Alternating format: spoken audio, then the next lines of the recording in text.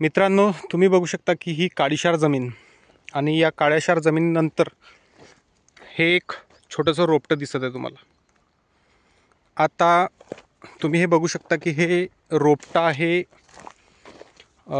दशेरी आंब्याचं आणि ह्या दशेरी आंब्याला लावून साधारणतः 2 वर्ष झालं। म्हणजे ही 1 वर्षाची कलम होती आणि ती 1 वर्षाची कलम आणली आणि इथे लावली। वास्तविक इकडे पाण्याचा सोर्स आहे, म्हणजे तुम्ही इकडे बघू शकता की इथे वॉल आहे, इथून तुम्ही पाणी देऊ शकता या झाडाला।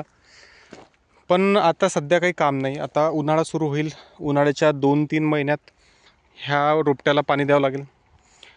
तरी तुम्ही बघू शकता की हे रोपटं याचा जर आपण खालचा बांधा बघितला तर तुम्ही बघू शकता की एवढा साधारणतः एवढा आहे आणि जेव्हा त्याला लावलं तेव्हा ते झाड असं एवढंसं बारीक होतं, दिसतंय।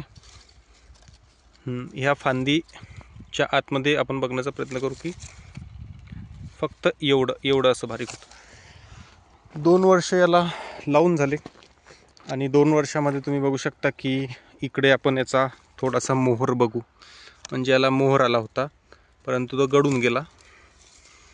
पुढच्या वर्षी साधारणतः याला 5-6 आंबे तरी लागतील आणि छान पद्धतीने त्याचा डेरा झाला आहे। तुम्ही बघू शकता की त्याला अजून एक अशी काडी लावावी लागेल की जेणेकरून ते वरती जाईल। फांद्या त्याला प्रचंड प्रमाणात लागल्या आणि छान पद्धतीने ते आता बहरलं। आता त्याला उन्हाळ्याचं पाणीही देण्याचं काम पडणार नाही।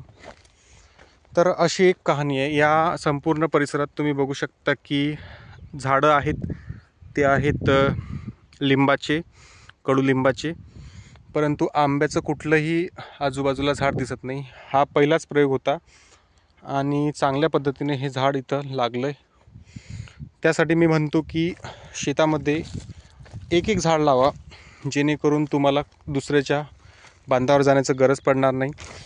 आणि यावर्षी जर त्याला एक छोटासा मोहर आला तरी पुढच्या वर्षी साधारणतः 4-5 आंबे तरी लागतील आणि त्याच्यानंतर याला आंबे सुरू होतील। थोडीशी यावेळेस निष्काळजी झाली, पुढच्या वेळेस चांगला बहरदार तुम्हाला दाखवेलच या मोसमात। आणि बघू शकता की खूप भारी जमलं आहे। तर मग मित्रांनो, अशा व्हिडिओसाठी चॅनलला लाईक करा, सबस्क्राईब करा, शेअर करा आणि बेल आयकॉन दाबायला विसरू नका।